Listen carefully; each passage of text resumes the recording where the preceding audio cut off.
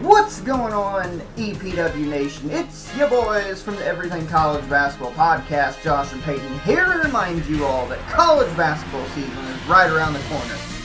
Yes, we finally know it's right around the corner, and Peyton, there's only one place people should go for all the college basketball excitement. Well, Josh, the only place to find all college basketball hoops all the time is Everything College Basketball.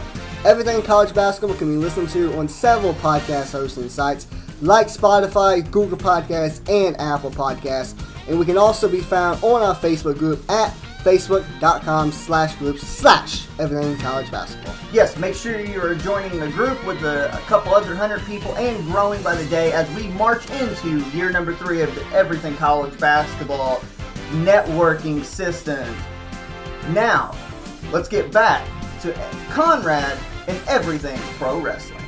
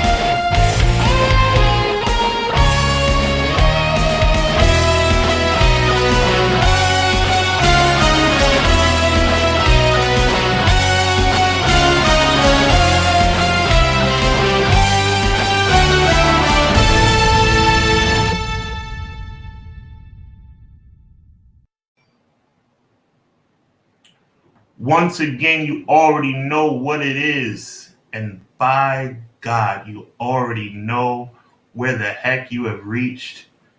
Man, I don't know what's going on, but I just look at my eyes. I just blinked my eyes, and we are less than 2 weeks away from WrestleMania. Fight TV is going to be putting on this crazy pay-per-view called Sacrifice by Impact Wrestling this Friday night. If you are locked into this show, that means you have a chance to win. Shout out to Fight TV. But let's get to the main focus, because before I introduce this intro, the best part of the show, shout out to Conrad, I just want to say I am really happy to be here, man. And I am really fired up. We're going to be talking about Sacrifice. We're going to be talking about WrestleMania. And we're going to be talking about 2 of the worst WrestleManias of all time. And me and Conrad are going to battle about which one was worse. Hogan and Bret Hart and Yoko, or Bam Bam and LT and Shawn Michaels and Diesel. It's a lot to talk about. But one thing is for sure, we're going to have some fun. Conrad, drop that thing.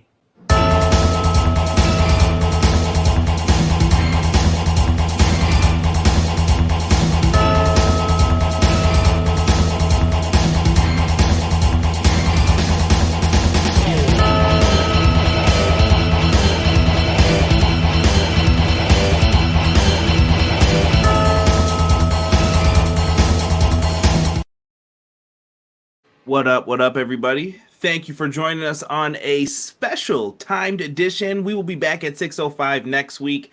Yes. Brother had a dentist appointment. Probably have another one coming up in 6 months. I'll remind Sean about that in October. But just know I said it now. We'll have another dentist appointment coming up. But all good news. Can't be upset with it. I know everybody is excited about what is going on. I see people in the chat writing, much appreciated. I got to give it up to Doug and Sir Quills. They were tied for who was in here first. Like, they popped up at the exact same time.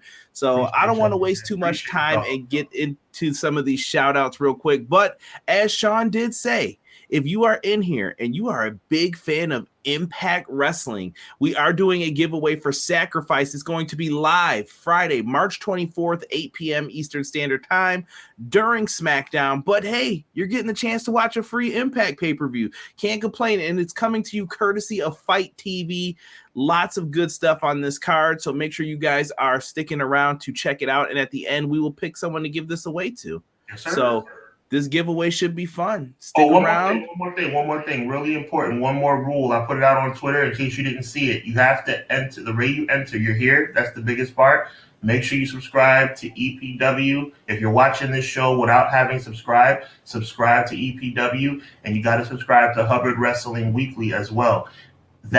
Those two elements plus watching tonight's show is what officially gets you entered. So make sure you do that right now. And like Conrad said, we'll announce the winner. A free pay-per-view, WrestleMania season in full effect. What's the vibes? Facts. We'll run through these people in the chat, man. Sir Quills, he got it in first, technically, according to StreamYard here.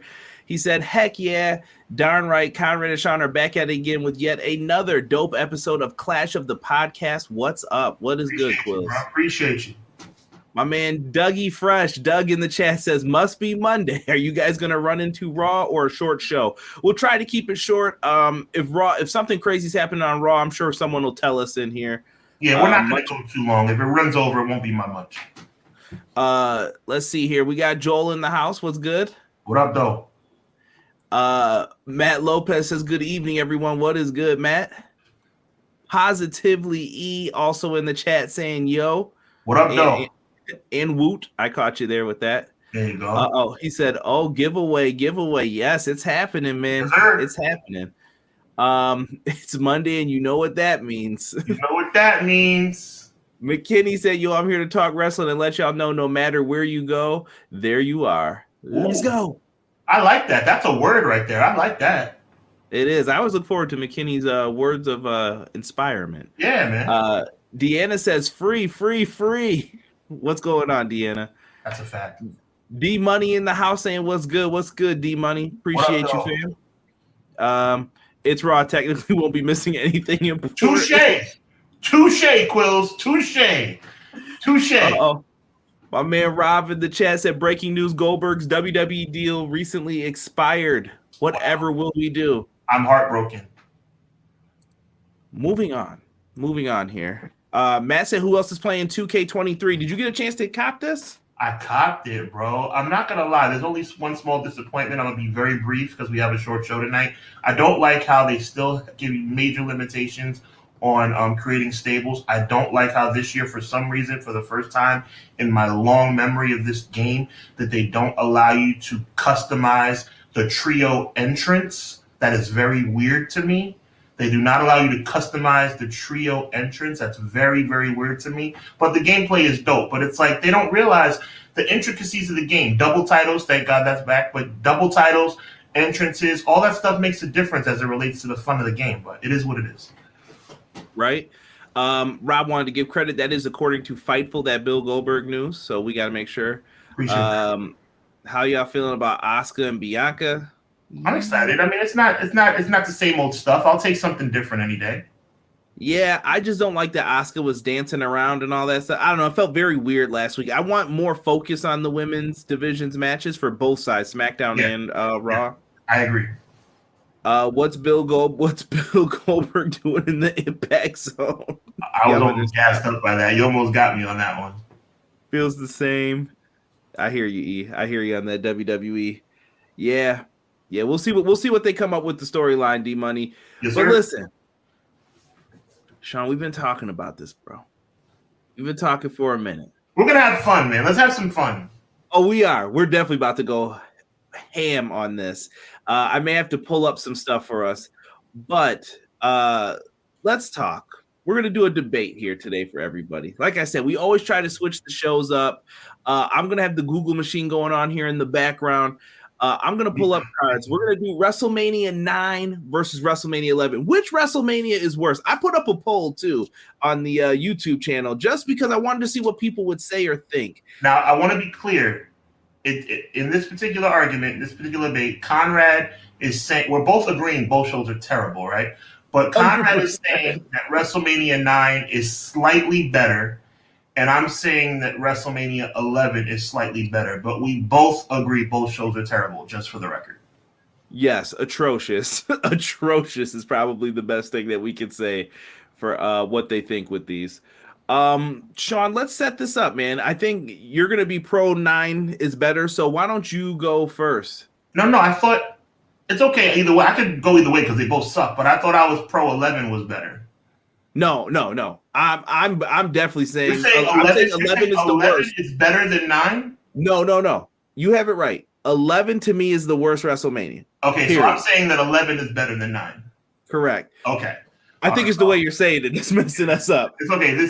But let's talk 9 first. I'm saying 9 is worse than 11. And it's going to be very difficult to pull that off. So let me do my best. All right. Let's get into WrestleMania 9. I tried to do my best with some of the artwork on this. Mm-hmm. It's very difficult to find some of this. Like that looks good. At least that'll pop up on screen looking good. Thoughts, memories of WrestleMania 9? Real quick, really excited as a kid to watch this show. I thought it was really exciting. I was a young 7-year-old kid, so I was really fired up about it. But my being an adult has made me detest this show. So I can't stand this show for many reasons. I'm going to be honest with you guys. I also ordered this show. This was my second WrestleMania that I can remember ordering. So I was a little bit excited for it. So I guess if I say something that's like at the time, you have to remember this is like 5-6-year-old me, 6-year-old me, I think at the time. Yeah. So just put that into perspective. If I say something stupid and saying during that time, that's the time period for me. But let's go down this card first. Let's go down this card. Apparently Tito Santana and Papa Shango were in the dark match.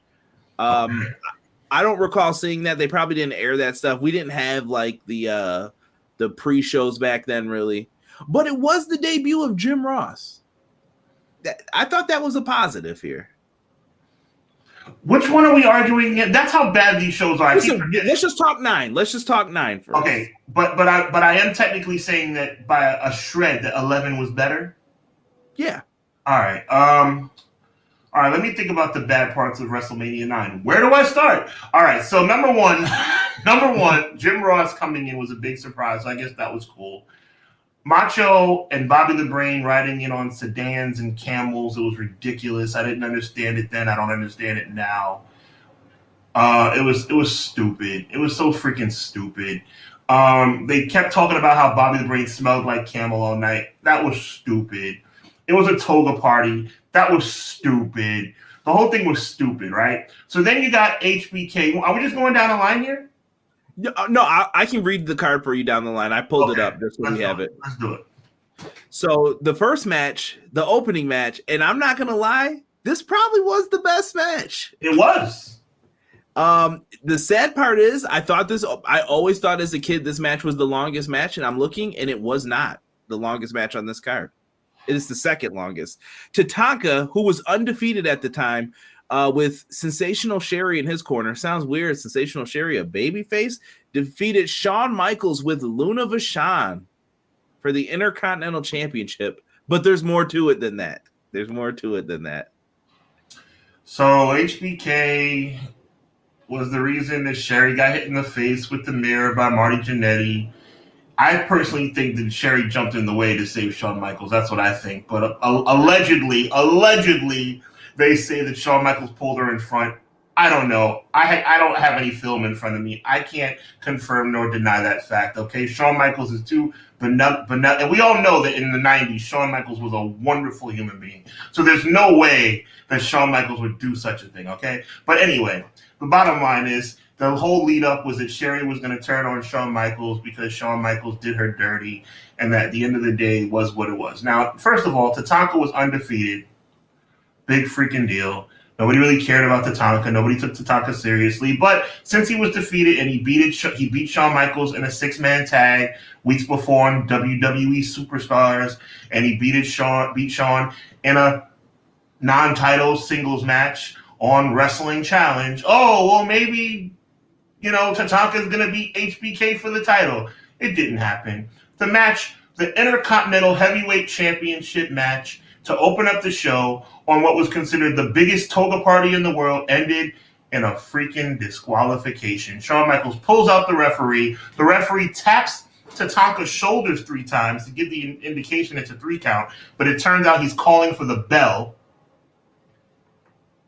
Disqualification. Shawn Michaels retains. He loses the match, but he retains. Good match. Horrible ending. Theme of the night.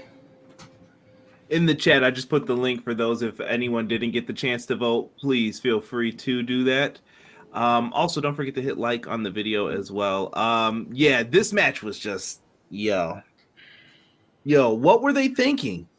Why? I don't know what Vince McMahon's fascination was at the time with, you know what? I got an idea. Let's do a disqualification for this show that we made everybody pay for. Why? Why do you do that? That is the one thing, and I know I'm comparing. That's the one thing I appreciate about AEW, ROH, all those other places. They don't do DQ finishes all the time, and usually if they do a DQ, it's for a good reason, and it's okay. WWE, with WrestleMania shows specifically, go watch WrestleMania 4 and 5, I think, were the 2 that had the most DQs I've ever seen. Ridiculous, bro. I get protecting people, but Vince was protecting everybody. Bro. Like, Warlord DQ for you. Like, everybody gets DQ'd. It was just bad. So we had the IC title match ended a dud. So now we move on to a tag match between the Head Shrinkers and the Steiner brothers with no build-up whatsoever. Why are they in the ring together? Nobody freaking knows. They had no history with each other whatsoever. They were tag teams. I mean, They were, yes, they were tag teams. Yes, it could have been any tag team, but it is what it is. So the Head Shrinkers come out. It's a physical match. It's a pretty decent match. Steiner line here, Frankensteiner there. Afo with the kendo stick from the outside. Scott Steiner almost jacking his neck up on that flapjack. I'll give you that. That's a fact. And when he took him outside the ring, that was pretty good too.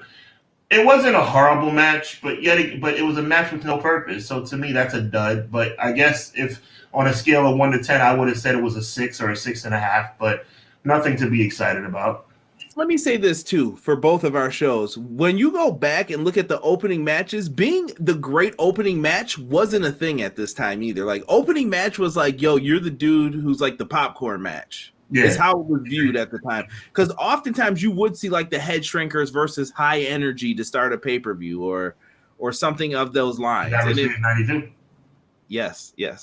One of my other first pay-per-views besides WrestleMania.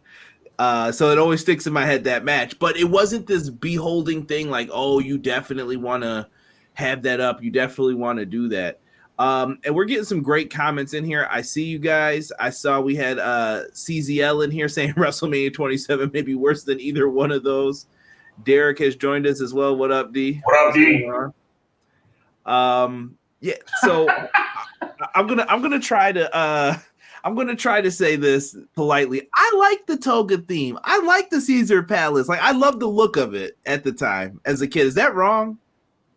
Like the Romans and we're here. Caesar. It's called Caesar's Palace. I liked it. Derek, I see you, brother. Come on, Sean. You got to give me something here. It was okay. I mean, it was all right. It wasn't. Tatanka and Shawn Michaels was the best match of the night, and it was a 7. right? That's what I'm looking at right now. Tatanka and HBK was the best match of the night, and it was a 7 that ended in a DQ, bro. It ended in a DQ. I mean, golly. And then you had a nonsensical tag match with no build-up whatsoever. And then tell me what's next. I know what's next, but I want you to say it. Tell me what's next. Tell me what's next, Conrad. Tell me what's next. Doink the Clown defeated Crush by pinfall. In what was a Doink moment in history? So Doink the Clown has been terrorizing, air quotes, Crush for the last few weeks. It leads to a match. The match is pretty much fairly commonplace, okay? Then you guys are saying it was epic, it was good. I don't know what you guys are watching, but it was trash to me. So at the end of the day, Doink comes from under the crowd, under the ring, takes the fake arm. Now, the fake arm, we only know it was a fake arm because he took it out of his arm socket on Superstars the week before. So it was just another fake arm. He comes out from it. It was an illusion, as Bobby the Brain said. It wasn't two doinks. It was an illusion. Whatever. It was corny. It was cliche. Nobody cared about Crush to begin with. I was a 7-year-old kid hoping that Crush would be out of action forever. I couldn't stand that dude. He made me sick. Crush is always going to be the guy in Demolition that didn't belong to be there, the guy who stole Axe's position. So I will never forgive Crush for that, okay? Crush's move was this. That was Crush's move. That wasn't your guy in Royal Rumble back on the Genesis. What a technical masterpiece of a move. Squeezing somebody's head together. Wow, him and Great Khali. Awesome. So at the end of the day, Crush has the Kona Crush. By the way, what a wonderful name for a move, by the way. At least it made sense with him, though. Kona Crush. Okay, hold on a second. His move was called the Kona Crush. He's from Kona, and his name was Crush. How revolutionary. Unbelievable. So then he puts him in the Kona Crush. The other Doink comes from underneath the ring. Doink wins. They can't find the other Doink under the ring. Bill Alfonso from ECW is the referee for some reason, coming out from backstage.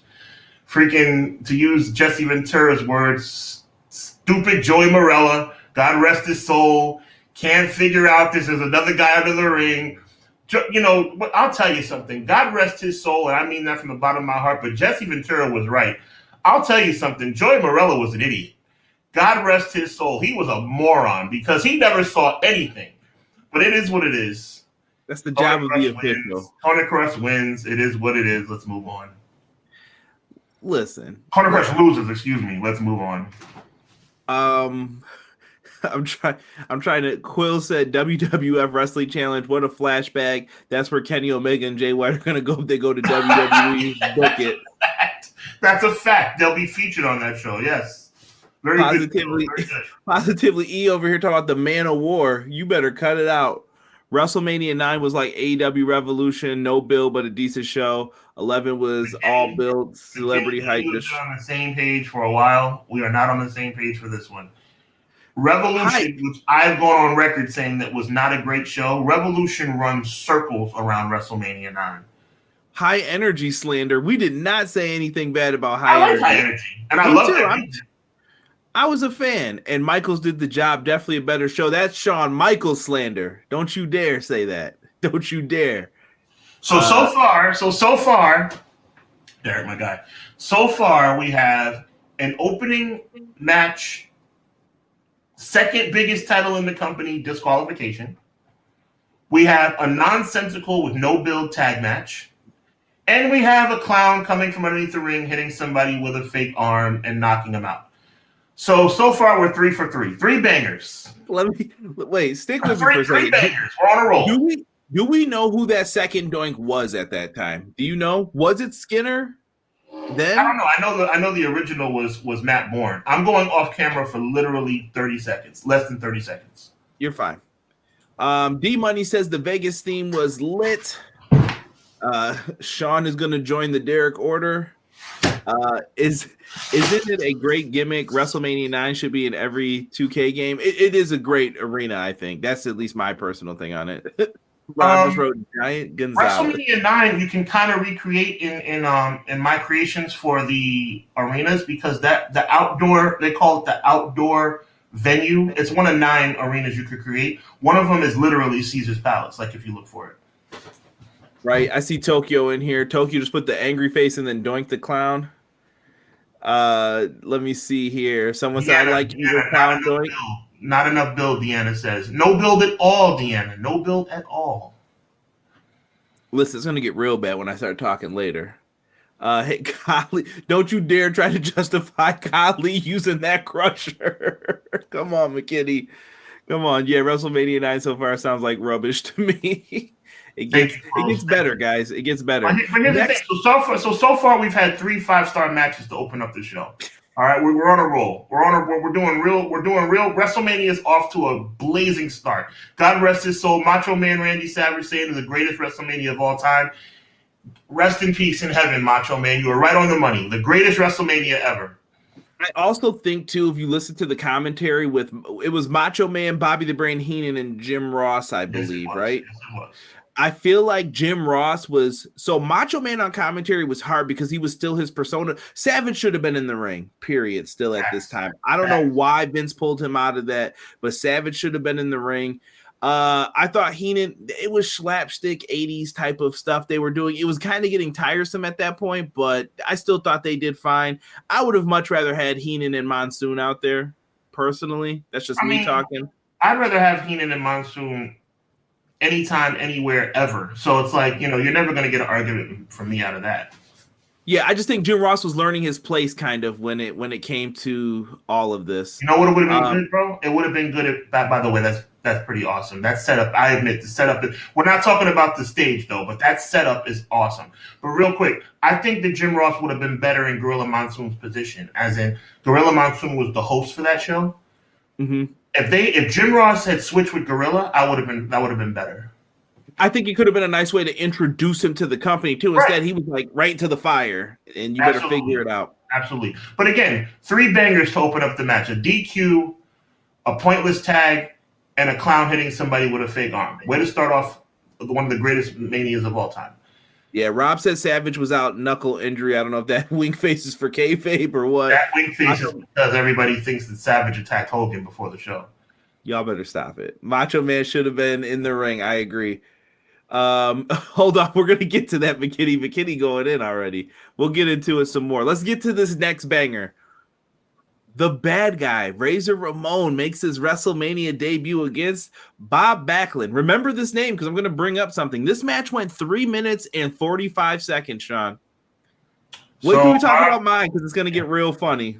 So Bob Backlund, this is before he actually became somebody again. Again, because he was I'm being for real. Became somebody again because he was somebody in the past. And then in 93, he came back. He didn't really ascend to being a major heel until 94.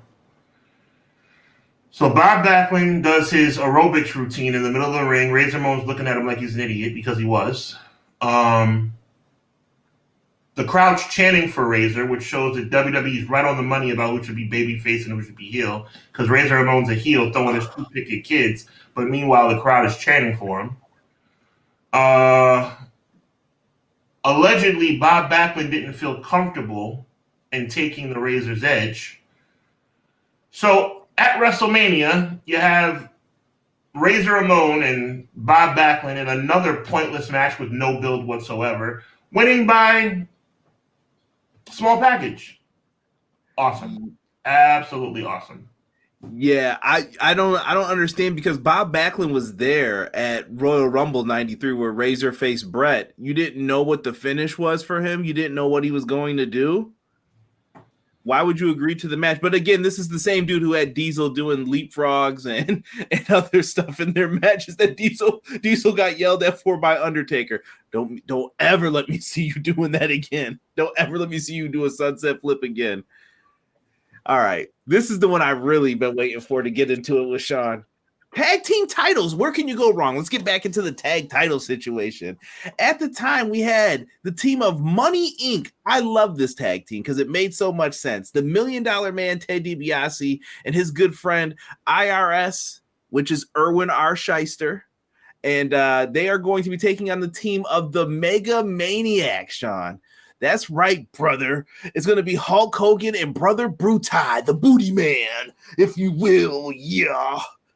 And Jimmy Hart's in their corner. This is the first time I think I remember seeing Hogan and Jimmy together. Yeah, that was the first. I mean, they appeared together on Raw when he introduced him as new manager. Yeah, you know something. Let's look. First and foremost, let's address the elephant in the room. Okay. If there was now, Hogan's a lot of things. Hogan is a lot of things. But I'll tell you one thing he definitely is. I'll tell you something that he definitely is. He is the best friend. And I mean the by God best friend of Brutus Beefcake, because Brutus Beefcake is awful. You understand me? Brutus Beefcake is one of the corniest, most annoying characters. As a 7-year-old kid, I'm asking myself, why is this moron saying he's cutting hair with hedge clippers? What a freaking idiot. And Hogan and him, we didn't know this at the time as kids, but obviously Hogan and Beefcake were really good friends, and that's why Hogan dragged him along. But I digress. So you have the tag team title match. Jimmy Hart, for some reason, has a come to Jesus meeting and decides he doesn't like Money Inc. being bad guys anymore. Yeah, even though he was with the Natural Disaster. Jimmy Hart's been a bad guy his entire time in the company at this point. He was side by side with the Earthquake when he gave the Earthquake to Damien the Snake. Oh, you mean those snake burgers? Yeah, always look delicious, by the way. He was side by side with the Honky Tonk Man. He was side by side with Greg the Hammer Valentine. He was side by side with all the heels that ever were. But somehow, for some way, Hogan comes back, and now Jimmy Hart wants to be. Oh, you're going too far, Ted DiBiase. Yeah, it makes all the sense in the world. So now we have a tag title match, and Hogan is clearly the fan favorite, dragging Beefcake along by his bootstrings. No talent hack. And Hogan decides, okay, what I'm going to do is I'm going to hit Money Inc. with Brutus the Barber Beefcake's face shield. So instead of it making sense, what they do is the referee gets knocked out. A referee doesn't come from the back. No, not at all. What we're going to do is we're going to have Jimmy Hart turn his jacket inside out like a freaking moron, and the inside of his jacket has stripes. So that makes him a referee. And he gets down on his hands and his grubby knees, and he slaps the mat 3 times, and the 20,000 people in the Coliseum, only 5,000 of the 20,000 start cheering because everybody and their brother knows, except for little 4-year-old kids, know that this is not going to stand. And the decision gets reversed. And the highlight of the match is Hogan and Beefcake finding IRS's briefcase filled with a brick, tax forms, and money that they give away to the crowd. Wonderful. And another title match, by the way, another title match at WrestleMania ending in disqualification. Outstanding. Out-freaking-standing. If you would have put Repo Man in that group with the $1 Million Man and IRS, you could have had something there. I repossess it, you charge him the taxes for it, and you make the money off of it. I don't know what to say about this. This match was awful. Even as a kid, I was confused, bro, by all of this. I just didn't understand it. I didn't even like Jimmy Hart. Like at the time, did you like Jimmy Hart turning face? No. No. It was just bad, right? Like, I just never felt Jimmy Hart as a face. Even in WCW later on, like, it just felt wrong to see The Jimmy Hart with highlight Hogan. of the match was them finding the briefcase with a brick, tax forms, and money. That was the best part of the match. Hogan, the big red and yellow idiot, finds the money, shows it to the crowd. The crowd goes crazy because even if you hate Hogan, you still want the money. Hogan shows them the money. The crowd goes crazy. He drops the money on the mat and starts posing. We don't want you to pose. We want the freaking money, you red and yellow moron. Sorry, dude. These are Pasta Mania coupons, brother. Get yourself the beefaroni, dude. I wish 7-year-old Sean knew what 35-year-old Sean knew now, because Hogan's been a big goof for a long time. He's always been disguised as a bad guy, hanging with Jimmy Hart. For a long time. And this match is just one more example. But little did we know, as we go down the parameters of this card, the tag team titles weren't good enough for the Hulkster. Yeah, Matt Lopez comes in. He says the idea of Hulk Hogan in a tag team championship match after all those years as a main guy is ridiculous. It absolutely was ridiculous, and the match was ridiculous, and Beefcake's always been ridiculous, and Jimmy Hart being a face manager was ridiculous.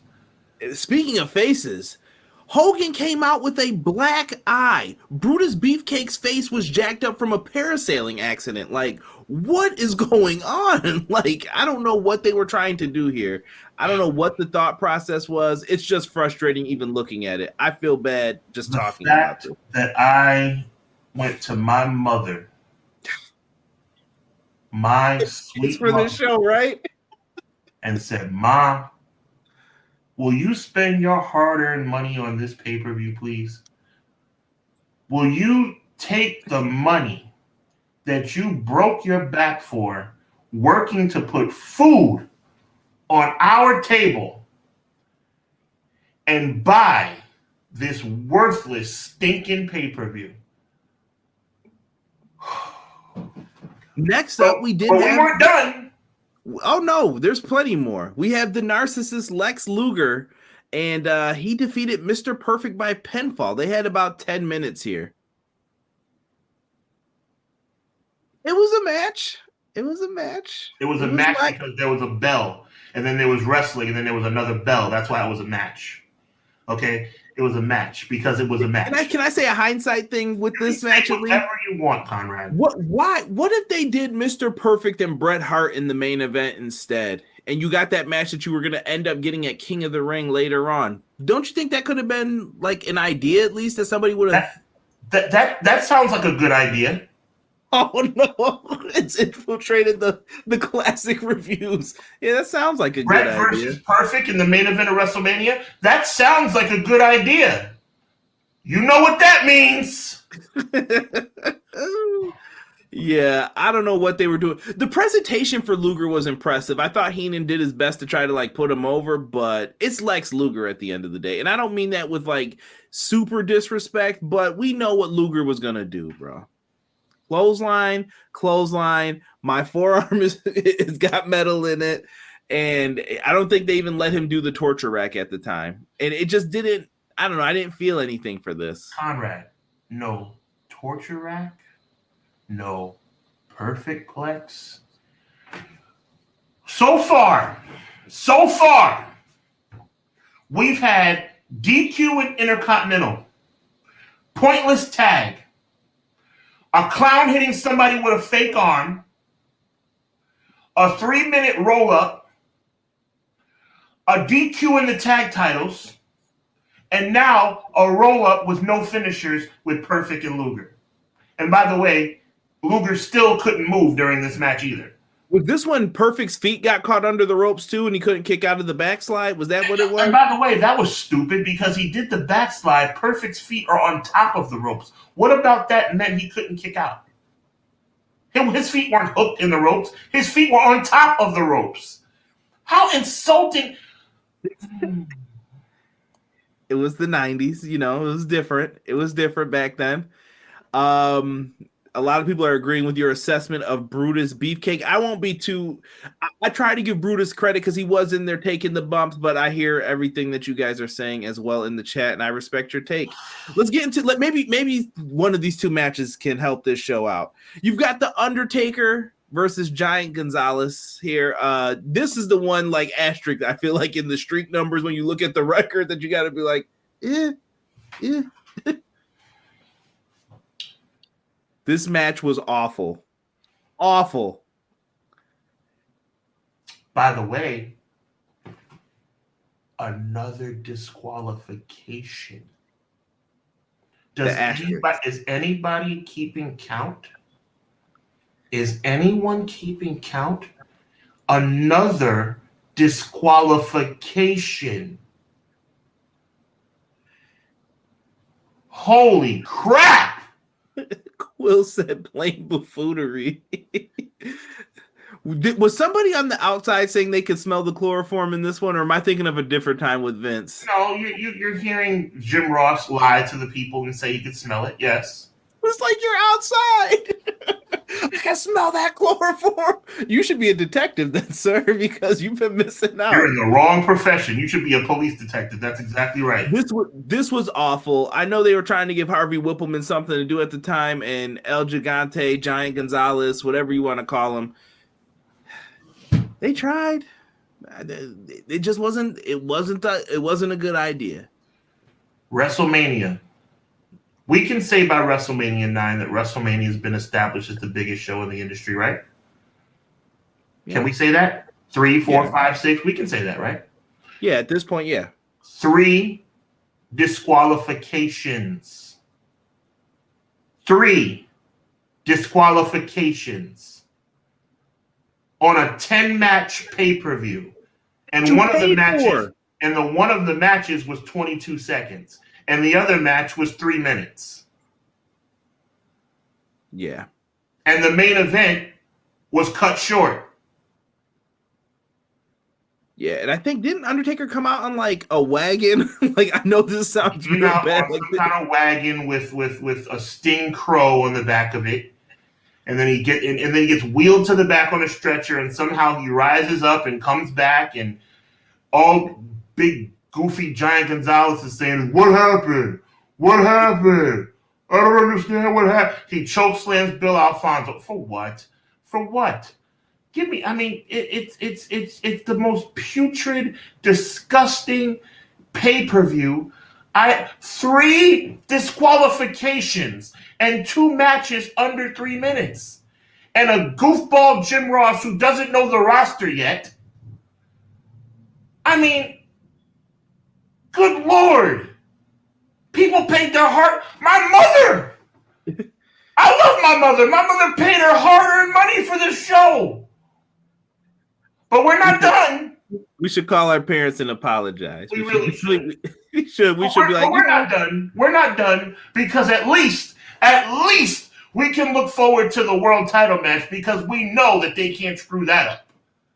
Matt Lopez said Undertaker versus Giant Gonzalez, the greatest match in WrestleMania history. Only in the Tokyo Dome, brother. E said Downtown Bruno. Yes, that's Harvey Whippleman.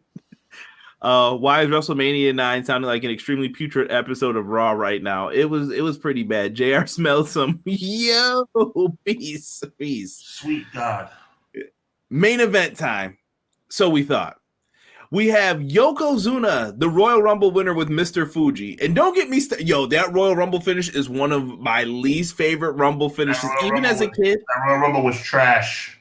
Even as a kid, though, bro, watching that on the squiggly lines on Channel 99, bro, when they said Macho Man went for a pin, I'm like, why? Why? Why did you go for a pin? And then Yoko kicked out and he just flew over the top for him. Ridiculous. But Yokozuna is going up against Bret the Hitman Hart, who was trying to establish himself. And when I mentioned Tito Santana before, remember, what do you think Tito was thinking this night when he was like, I'm in the dark match, and they said I was considered one of the people to be the world champion? Yeah, I think Tito Santana should thank his lucky stars that we don't have any footage of him being anywhere near Las Vegas on this night. Right? Here is Yoko and Brett. Brett came out in the all pink. Brett was beloved by many people, but Yoko was the monster at this time. You had, I don't know if that's Earl or Dave in there refereeing the match. They tried their best here. According to Bret Hart, this match was actually supposed to go way longer than it did. And I don't know if Vince called for it or Yoko was out of it, like out of breath, and he didn't want to go anymore. But they went to the finish kind of early. Brett's trying to slap on the sharpshooter. I always remember that sharpshooter on those big legs, and he was just trying to hulk him up a little bit to get him up. And then the ref's checking. Fuji sees it. Salt in the eyes. Brett goes down, and that's it. The most devastating move in the industry at that particular time was the bonsai drop. That was the most devastating move in the business. Yoko had earned main event status. Did we see a bonsai drop at WrestleMania? No. He won the match after. Okay, so here's what, sweet God. So here's what we understand. Bret Hart, one of the greatest professional wrestlers to ever, one of the most resilient. This man wrestled for 60 minutes against Shawn Michaels and didn't get pinned or submitted. So what we're saying is that Bret Hart could not kick out of the dreaded salt in the eyes finisher? Because if you remember the match, ladies and gentlemen, after Fuji, you see my face, Conrad? After Fuji threw the salt in Bret's eyes, Yokozuna pinned him. He pinned him. No leg drop, no belly to belly, no bonsai, no running into the corner with the backsplash, nothing. Bret Hart, whole body broke down and could not kick out when Fuji threw salt in his eyes. The World Wrestling Federation Championship changed hands on salt to the face. Has that ever, chat, do you hear me? Do you hear me? Do you see me? Do you feel me? The World Wrestling Federation Championship that has changed hands on leg drops. Leg drops are not the most iconic move in the business, but it has historical significance. That has changed hands on the Macho Man flying elbow.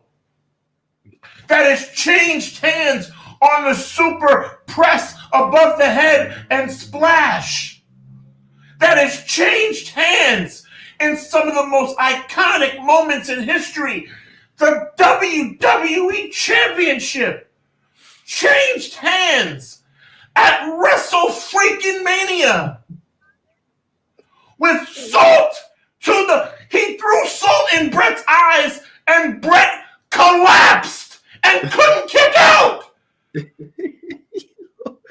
Does anybody hear me? Does anybody hear me? D-Money thought it was lit until the finish of what we're going to talk about next. Giant Gonzalez over Conrad, please help me. Conrad, please help me. I'm just going to, he said it best. Brett, they massacred my boy. In the Godfather voice, they massacred my boy. I'm going to say it one more time for the people in the back. Bret Hart lost the most prestigious championship in the industry on the biggest night in the industry in the main event by getting salt thrown in his face. No follow-up, no reaction. He got salt in the face. His body stopped working, and Yokozuna pinned him. And people out there have the audacity to defend this pay-per-view? Oh my goodness. This could go down. And to this day, I haven't heard of anything worse. This could go down as the single worst pay-per-view ever. And yet, when me, as a grown man, watch this pay-per-view back, and we look at how Yokozuna, no matter how terrible it was, no matter how horrible it was for him to win the title on Salt to the Eyes, we could still say, Conrad, Yokozuna deserved it. Yokozuna was the man. We can at least live with the fact that the pay-per-view would go off the air with that heavenly Japanese music playing in the background and Yokozuna's arms in the air with the title over his shoulder. But even that wasn't all she wrote. No. They made a challenge, and who came out but brother. Hulk Hogan comes out, and Brett's got salt in his eyes. He's like, I can't do nothing. I need help. Go get him. Get him for me. Go get him. And Brett points to the ring. Hogan gets in, and in 22 seconds, comes in, slams him, drops the leg. 1, 2, 3. New champ, baby. Brother with the black eye came in. He was like, I didn't win the tag belts, dude, but I'm leaving WrestleMania 9 with the world championship, brother. All this so he could carry it for a pay-per-view until the King of the Ring, because he thought they needed to be on the tour, and they promised Brett that Brett would get the chance to work with Hogan for SummerSlam. What? None of this. He did work the tour until July, I believe, or June or July, but him and Brett never happened. Never, ever happened. Pocket sand.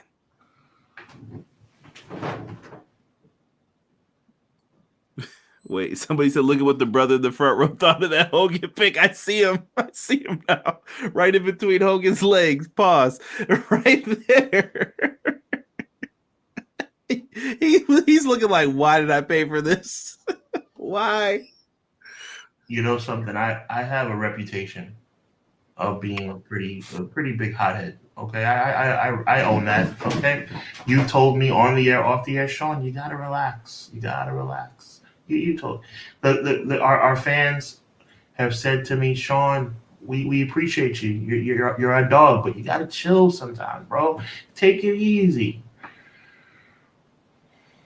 You can't, any of you, not one soul in this chat, or you, Conrad, could with a straight face tell me I'm overreacting. Not tonight. WrestleMania 9 was a by God atrocity. And that's why I put this as the second worst WrestleMania of all time in my mind. That's why I want to argue with you that it's the worst, because WrestleMania 11 was trash, but it wasn't as bad as I just brought down. Here's what I want everyone to get out of their head real quick, because I'm going to go through mine pretty quickly. Because Sean had to go off. I'm going to go through this pretty quickly. You know why? Because it deserves to on 11. But take the main event out of this for 1 second. I know what you're saying. I agree 100% that this was an atrocity. But I don't want you just to focus on the main events for this. I want you to look at the entire card. You can't say that, bro. And I'm not going to take up no more time. You can't sit up here and say it was an atrocity like tongue-in-cheek, bro. It was a freaking atrocity, bro. Oh no, bro! Hogan played the politics and dropped the leg drop, dude. Like that was how they played back then. That's how you knew. And you know what's the crazy part? For all those Brett and Shawn people who love the rivalry between them, Shawn Michaels even said this is ridiculous, bro. Shawn Michaels, he didn't have the swag yet to go up to visit. You know how he started acting later once he became the champ. But at that time, he was on Brett's side. Like, that's ridiculous. Did you give your mom the money back? No, they're gonna be waiting for that check for a minute. Oh my goodness. Sean, you're not overreacting. Your actions are rightfully 100% justified. Let's talk about this though. We're gonna get into this next show. Let's talk WrestleMania 11. Looks cool, right? Looks cool. You see those two? That's probably as bright as it's gonna get, and I'm gonna explain to you why. This show, oh no, 1995 is a bad year in the WWF. They had a lot of gimmicks. They had a lot of things. So this show wasn't even good enough to get a dark match. And it wasn't somewhere cool like Las Vegas or Caesar's Palace. Guess where they did the show? They just turned around and walked down the street from Vince's house. It's in Hartford, Connecticut. Who the heck ever said, yeah, Hartford deserves a WrestleMania? They should definitely get one. And I don't think they've ever been back since. Because it's terrible. It's not a place to hold a WrestleMania.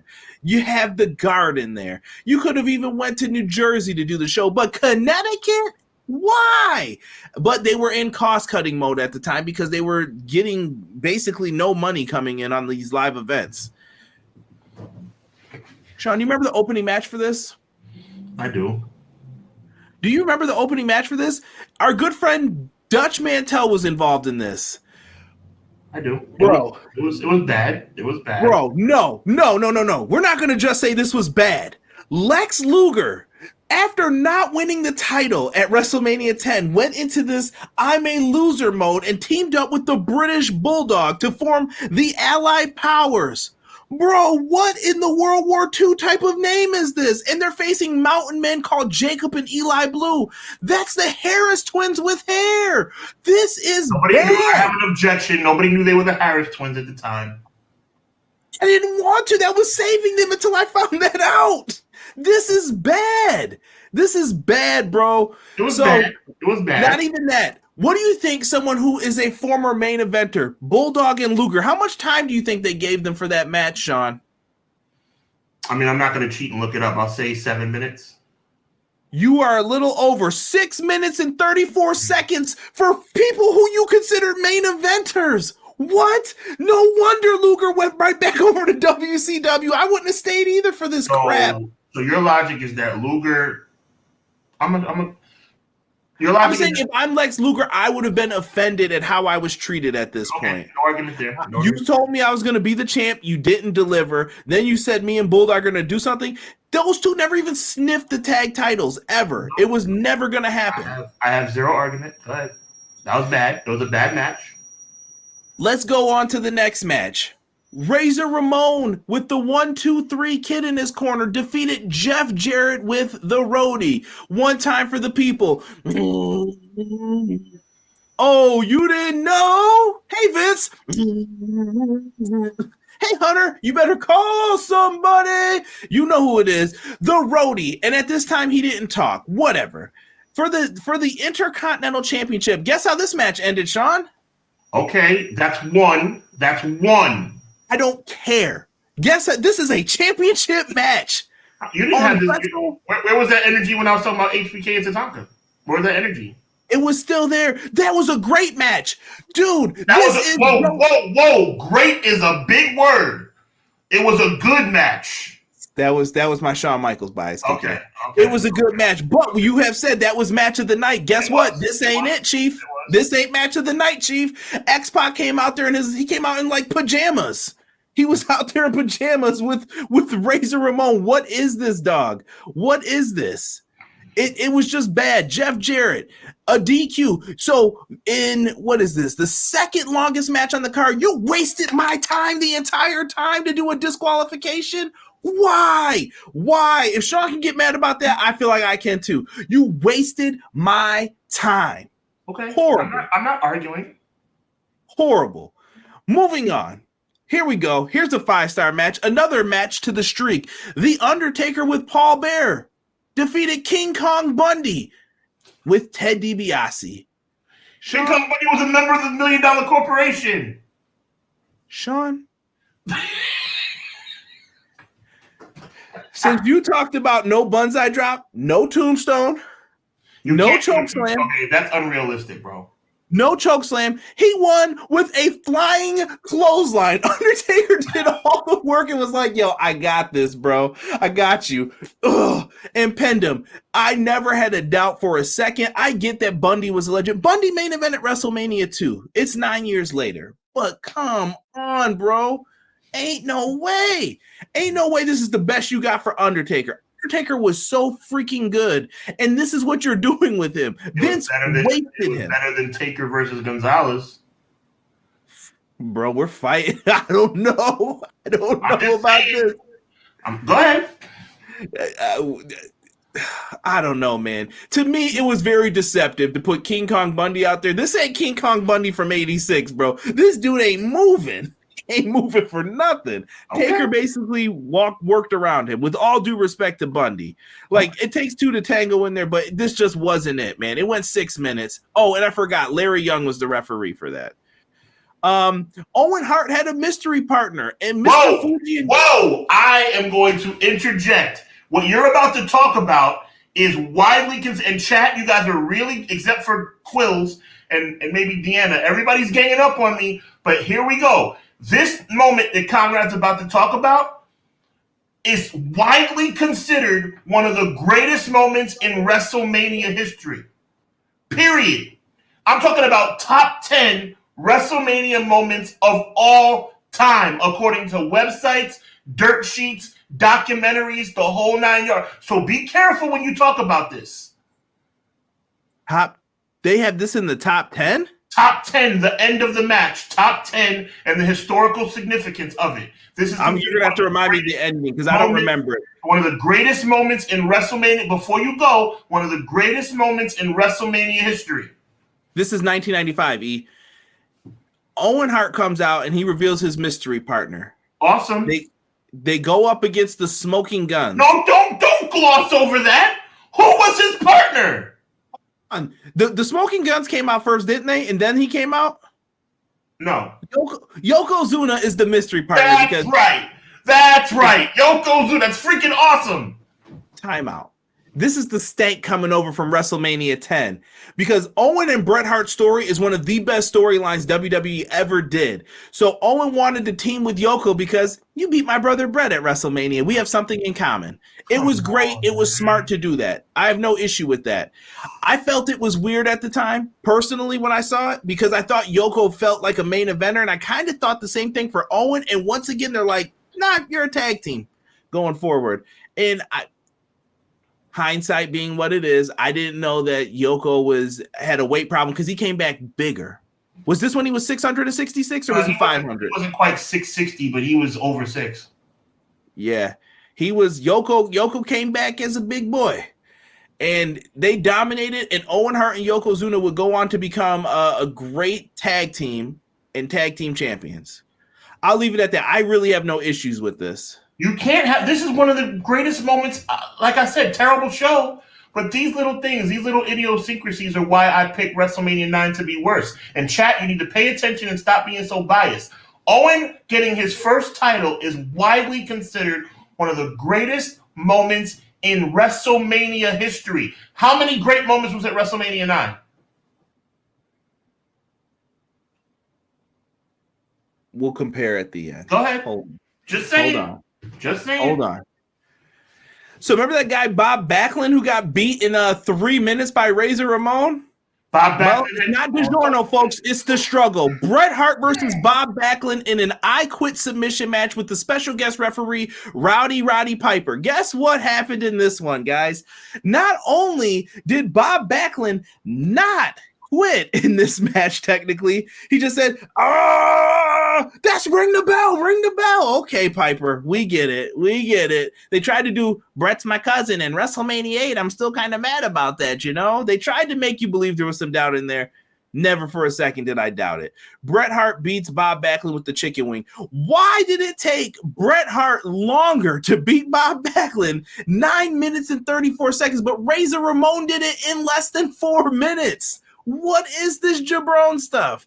And Bob Backlund, to me, has always gotten the push that Owen ended up getting later, or that Owen should have gotten later. I get you didn't want to squash Owen, but you could have did the title change a little bit earlier, gave Owen a little run, and then Diesel could have did what you wanted him to do. Right. That's my opinion on it. Bob Backlund, this match is garbage, and this actually ended Bob Backlund's run. I think they were better off having the match that they had on Superstars, Sean, when they were both faces, Brett and Bob.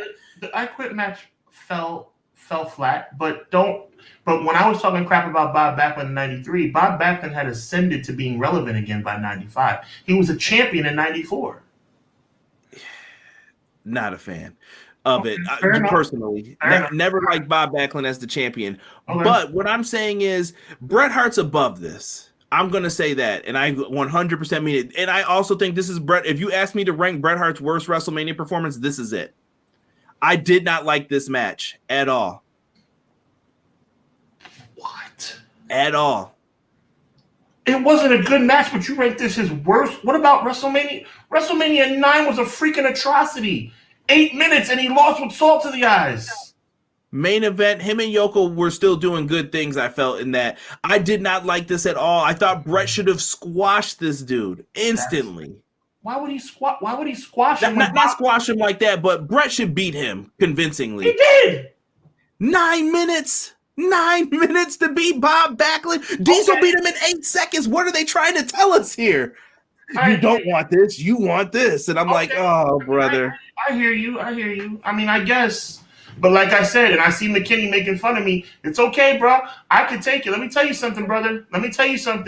You're making fun, but you look it up. Owen revealing Yoko as his partner. I'm not just talking about. Yeah, I'm not. Huh? It got a great pop. I remember as a kid, I was like, "Oh, talking about my opinion, McKinney." In case you're trying to, and I see, and no, thank you, and I see you possibly, McKinney. If you're trying to say like this is my opinion of one of the great moments in wrestling. No. This is a documented. I speak facts. I don't speak opinions. This is a documented. Owen revealing Yoko and then going on to beat the Guns for his first ever championship is considered one of the greatest moments in WrestleMania history. Look it up. That's part of the reason why I'm basing my opinion on this argument saying 11 was better. WrestleMania 9 didn't have any great moments. Owen winning his first championship is historic. Look it up, bro. Go ahead. We now are already at the main events. All right? All right, this is bad, but it was good until the end. So you told Sean, I like you a lot, pal. I'm going to have you win this Royal Rumble. It's 60 seconds. No one's in it that matters, but you're going to win by eliminating Bulldog. Oh, the dude in the opener of WrestleMania. Yes. He won from number one. He won from number one the number one position. With 60-second intervals, which I think that was the mistake. I have never, ever heard you be so cynical. You are picking for straws, bro. For straws. No. I think that 90 seconds in the Royal Rumble is what adds to the mystique. When they tried the 60, it did not work that night, and I'm glad they haven't went back to it. I think it's too fast no matter what you try. I know they do the Titan time. Fine. That's cool, whatever. But I think you still need to start with the 90 seconds every time so that people know. Diesel, is Shawn Michaels winning that Rumble, so at the time, Baywatch was a cool thing. Pamela Anderson was on it. Yay. She's supposed to come out with the winner. Huh? Makes sense. She's supposed to come out with the winner. Shawn wins. Pamela Anderson can't be found that day. Jennifer McCarthy's there, though, from MTV. She was another, hot body lady from back in the day. She comes out with Shawn instead as the challenger. Sid Vicious is his bodyguard, which I thought was weird that Sid didn't have a match. Like, you have Sid here. You're not going to use him? They were like, no, you're with the bodyguard. But they're telling a story with this. I'll get into that. Diesel comes out with Pamela Anderson because he's Big Daddy Cool. I stole your girl, doo-doo, whatever. So Diesel comes out. Shawn looks like an idiot right now at this point. They go out and have this match. No, I'm saying he looks like an idiot. What Pamela Anderson didn't want to come out with him, so she came out with Diesel. You could have did something else with that, I thought, but whatever. So Shawn goes into this match. I think he worked really hard, but going back and watching it, I also feel like you could tell that Shawn was definitely sabotaging a little bit. I don't know if you feel the same way. Like on the power bomb, he over-rotated. He tried to blow Diesel up at points in this match. You're like, Diesel's out of breath here. You might be right, yeah. So in this match, there's a ref bump that occurs, I think it was Earl had hurt his leg. Sid grabs the ref and pulls him off the apron Mm-hmm. And that's where the issue is. He hurts his leg. Down he goes. What's going to happen? What do we do? Mm-hmm. Well, in the end, Diesel gets the win. Diesel beats Shawn, whatever. They're out there. I don't even remember. There were a bunch of celebrities. You had little Jonathan Taylor Thomas from Home Improvement. I mean, I guess. Nicholas Totoro from, what was he, in NYPD Blue at the time? I don't remember. Like, I was just like, what are these celebrities? This was the weakest lineup of celebrities ever, I felt, too, for this WrestleMania. It was weak. It was. Not Diesel wins, not good. I just, this match was okay. Like I said, if you asked me to give the matches that I thought I'm going to give a pass to, the tag title match I thought was good. I thought this match was good for what it was. And I'm going to give LT and Bam Bam the main event kind of a nod for what it was. There's a lot of smoke and mirrors in this match too. Pat Patterson's the referee for it. That tells you all you need to know. Pat Patterson's always the referee when they don't trust the person to remember the spots in the match because Pat's going to tell you what to do. Sorry, breaking kayfabe. That's not bad. I feel you on that. In LT's corner, he had Carl Banks, not the guy from Fresh Prince, the football player. Ricky Jackson, Steve Mongo McMichael made a WWF appearance before WCW. Ken Norton Jr., Chris Spielman, and Reggie White. And Bam Bam had Bundy, DiBiase, Kama, Erwin R. Shyster, Tatanka, and Nikolai Volkov in his corner, the $1 Million team. Fam, I'm trying to do my best here. So once again, this is why Shawn and Diesel are going to get the garbage that they get for this. You were the world champion. And they said, Bam Bam, I need you, brother. I need you to make this guy look good, and I need this to be the main event. And LT got all the pomp and circumstance. Who did his performance? Salt and Pepper, right? Yes. They came out and did What a Man. Then they did what they could here, but this is probably where Bam Bam's ego came from and hating the clique in all of this. I don't blame him. I don't blame him. No, he definitely was put in a respected position to main event WrestleMania. But dog, if you're Diesel, how are you supposed to feel? This is the guy, you're telling me he's better than Brett, but then you do this stuff where it's like, yeah, nah, that ain't it, Chief. That's not it. Lawrence Taylor did what he could in this match. He put on a heck of a performance. Is this something that I'm telling you you're going to be writing about in the top 50 greatest WrestleMania matches next year? Not at all. No. Not at all. It was okay. Bam Bam did his best. It was just, it was there. It was there. Someone said this show is 90s AF. That is true. I don't know, Sean. This is just bad. And it gets worse in the year. Like, I'm not even exaggerating. Vince did not learn his lesson from all of this. And I just thought that it was horrible. You put together a show with no star power. None. You didn't do, at least you got salt in the eyes. At least you had Hogan to drop the leg drop, brother. We didn't get Hogan. We had go LT, go LT, go LT. What is this? Why? They spent time promoting people who didn't work for them over the wrestlers. And I'm sure the wrestlers were offended by this. And I'm sure Shawn was mad too. He was like, I'm not even the main event, dog. And you gave me this. And I think Vince saw the work he put in, and later on, that's why he ended up getting this. People are telling us what's going on Raw right now. McKinney booed something. I didn't see when he put that up. Y'all better sing that. How in 95 was the $1 Million team a top faction, and they didn't win no titles, no big matches, nothing. Bro, how was Kama not on this show? that was the other thing. Is this where he stole the urn, or was that later? That was later. Yeah. Dude, Lawrence Taylor beating Bam Bam Bigelow with a poorly attempted flying forearm. Yeah, that's groundbreaking. What a mess. I don't know. The biggest tag team partner ever. See, Deanna remembers that Yoko. Like I said, Yoko basically dominated. Billy and Bart Gunn were doing the job that night. That might be Bart Gunn's second worst match where he got jobbed out. Y'all know WrestleMania 15. We ain't gonna talk about that one. Vince set my boy up to get knocked out by Butterbean. So listen, Sean, when I look at the positives of WrestleMania 9 versus 11, you had togas. You had a cool vibe at least. All right. Cool Vibe versus Connecticut. All right. You at least had the star power of Hogan. I know it wasn't what it was in the 80s, but at least you had the star power of Hogan and Brett in the main event. They did quality stuff in there. We had Bam Bam Bigelow and Lawrence Taylor. That shows you what they thought of the roster at the time. We got to go with a celebrity. We have to do this. And I thought the angle was well put together at the Rumble, the shove, and all that stuff, but I thought we could have done better here with all of this. The tag team title situation, WrestleMania 11, I'll give it to Hogan and Beefcake. What a mess that was. But you at least had Shawn Michaels opening up with Tatanka. And I know you kind of didn't give Tatanka his full due in my opinion. I like Tatanka. I thought he had something back then. But it didn't work out. It didn't work out at the time. But I don't know, man. When you ask me, we're grasping at straws here to tell you which one's worse, but I think 11's worse. Like I have no desire to ever go back and watch the show ever. It was bad, man. But like I said, I think I made my argument. You know, I think people like Quills and Deanna, a couple people heard me, and other people really didn't. But you know, for me, don't try and make us do that. I see you trying to bait. That's bait. I think at the end of the day, you know, I have a couple things on my side for this particular argument.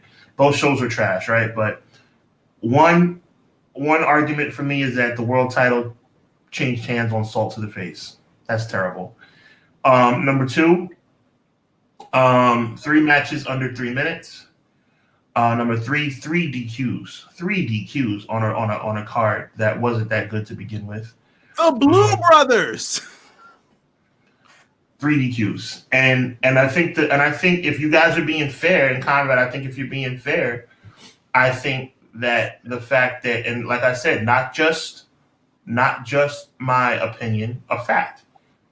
Owen Hart, you're introducing Yokozuna, and then eventually winning his first championship is one of the greatest moments in Mania history.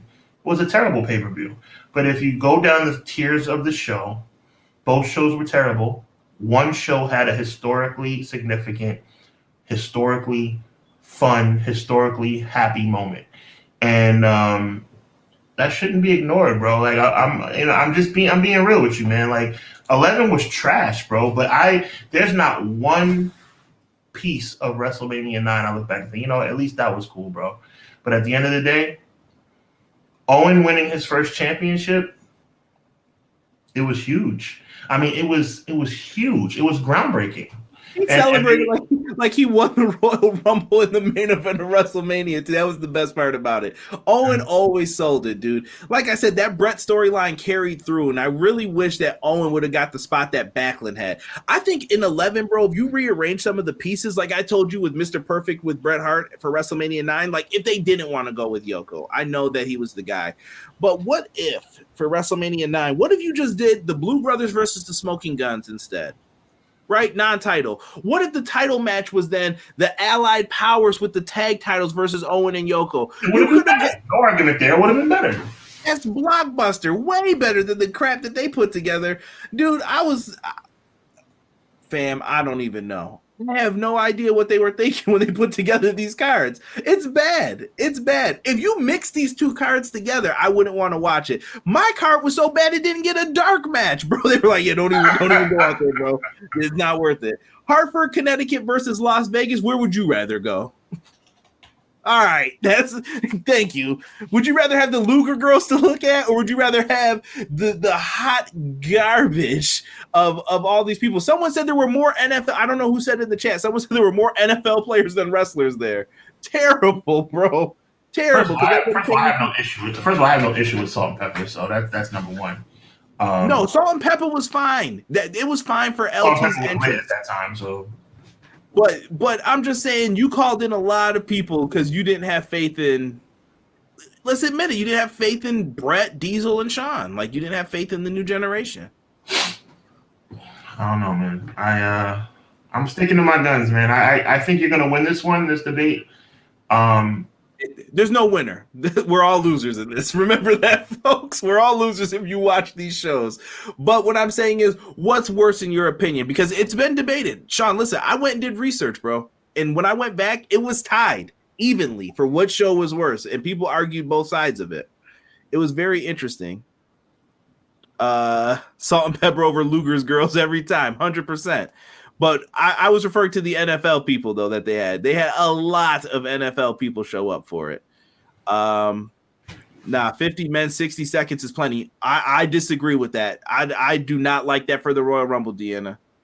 I'm just letting you know. Let's go through this Impact card real quick here, and then we'll get you guys on out of here. I know Raw started. We went our regular time.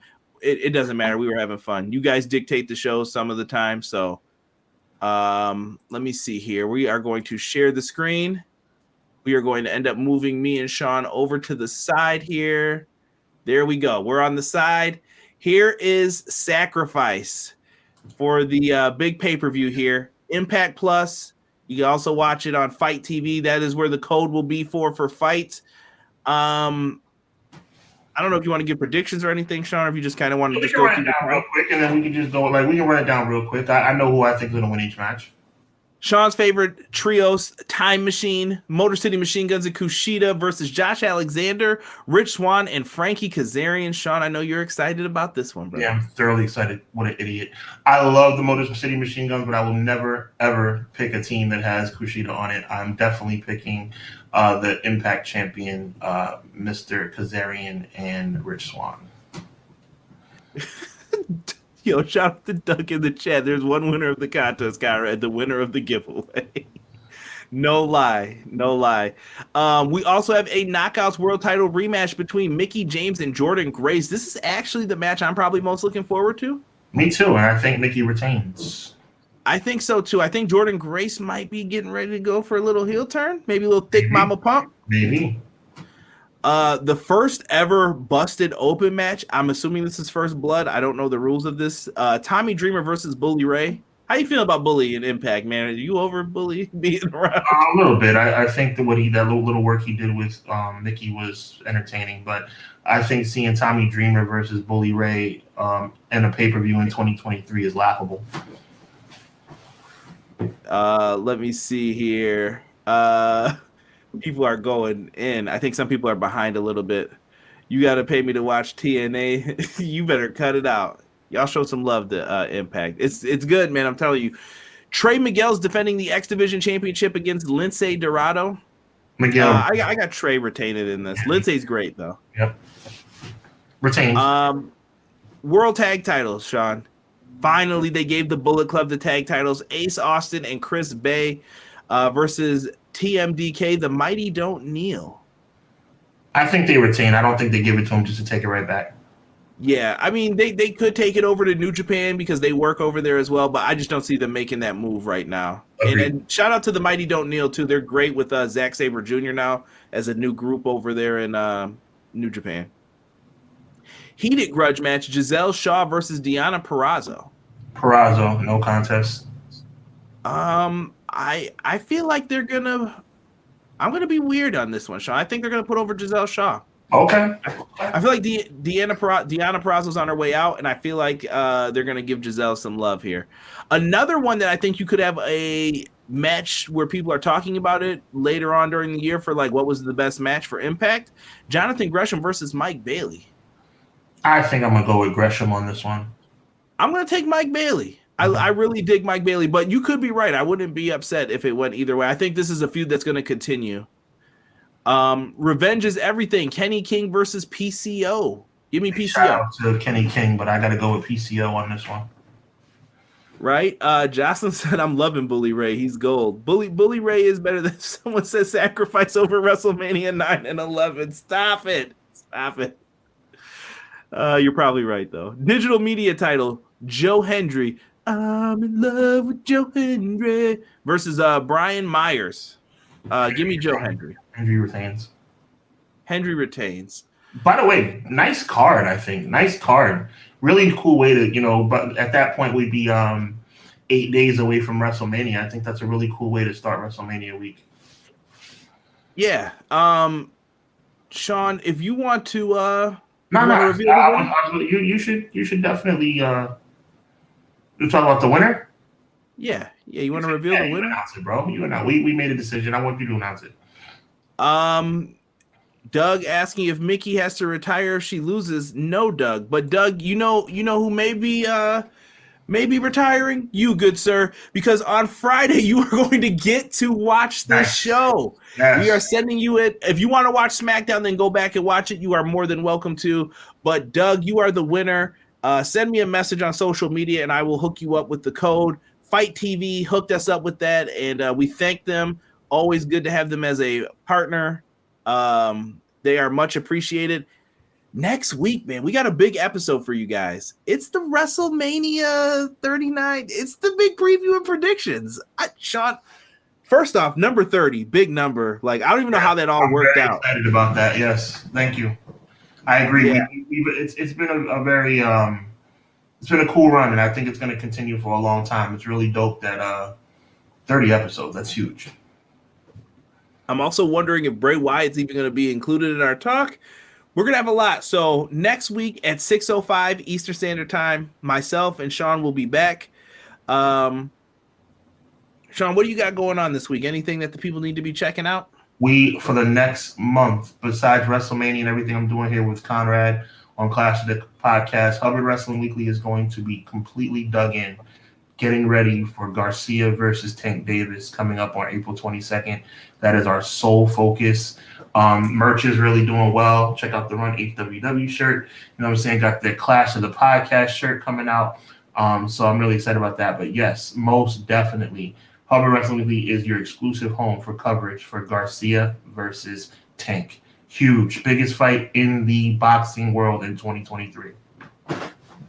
Listen, you got a Dynamite review coming up for me and Derek this week on Wednesday. We're going to be talking that great Kenny Omega, and I can't wait to hear all the people saying they're Vikingo fans after this.